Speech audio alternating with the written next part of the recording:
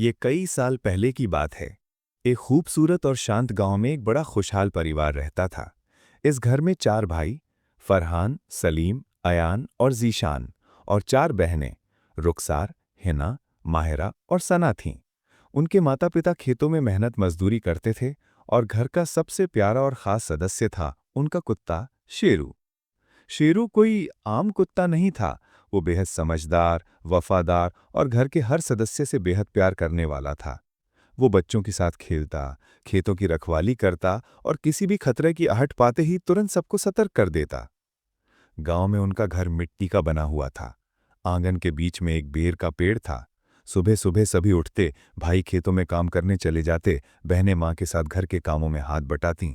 शाम को सब आंगन में बैठकर हंसी मजाक करते, कहानियां सुनते और शेरू के साथ खेलते। लेकिन समय बीतने के साथ भाई बड़े हो गए और अपनी पढ़ाई और काम में व्यस्त हो गए। बहनों को लगता कि भाई अब पहले जैसे नहीं रहे, और भाइयों को लगता कि बहनें बस घर तक सीमित हैं। धीरे धीरे उनके बीच बातचीत कम होने लगी। शेरू ये सब देख रहा था।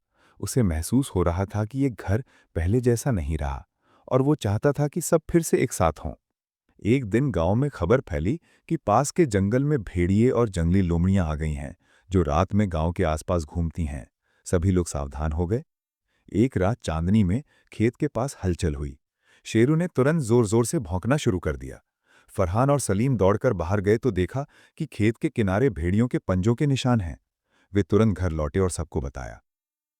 सबने तय किया कि रात में खेत की पहरेदारी करनी होगी, लेकिन भाइयों में बहस शुरू हो गई।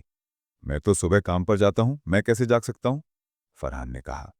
और मैं कल शहर जा रहा हूं, मेरा भी मुश्किल है, अयान ने जवाब दिया। बहनों ने कहा, हम भी मदद कर सकती हैं, लेकिन अकेली लड़कियों का रात में जाना ठीक नहीं।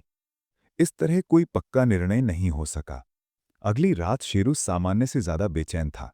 वो आंगन में बार बार चक्कर काट रहा था। अचानक गांव के किनारे से भेड़ियों की डरावनी आवाज सुनाई दी। शेरू तुरंत दरवाजे की तरफ दौड़ा और जोर जोर से भौंकने लगा।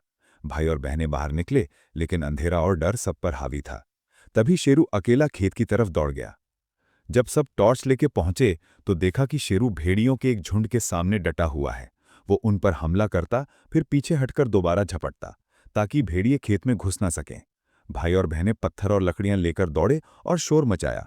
भेड़िए धीरे धीरे पीछे हटे और जंगल की तरफ भाग गए। शेरू घायल हो चुका था, लेकिन उसकी आंखों में सुकून था कि उसने अपने घर और खेत को बचा लिया। इस घटना के बाद सभी भाई बहन एक दूसरे को देखते रहे। सबकी आंखों में यह एहसास था कि अगर एक जानवर सबकी रक्षा के लिए अपनी जान जोखिम में डाल सकता है, तो हम इंसान होकर एक दूसरे के लिए समय और प्यार क्यों नहीं निकाल सकते? फरहान ने बहनों से कहा, हम गलत थे, हमने तुम्हें नजरअंदाज किया। अब से हम सब मिलकर हर काम करेंगे। रुखसार ने मुस्कुराकर जवाब दिया, हम भी वादा करते हैं कि घर और खेत दोनों की जिम्मेदारी मिलकर उठाएंगे। उस दिन के बाद वे सब पहले से भी ज्यादा करीब आ गए। खेत की पहरेदारी सब मिलकर करने लगे। हंसी मजाक वापस आ गया, और शेरू सबके बीच गर्व से चलता, जैसे उसे पता हो कि उसने अपने घर को फिर से जोड़ दिया है। कभी कभी एक छोटा सा काम या कुर्बानी परिवार के दिलों को जोड़ देती है। रिश्ते समय और प्यार मांगते हैं, और अगर हम एक दूसरे का साथ दें तो कोई भी खतरा हमें तोड़ नहीं सकता।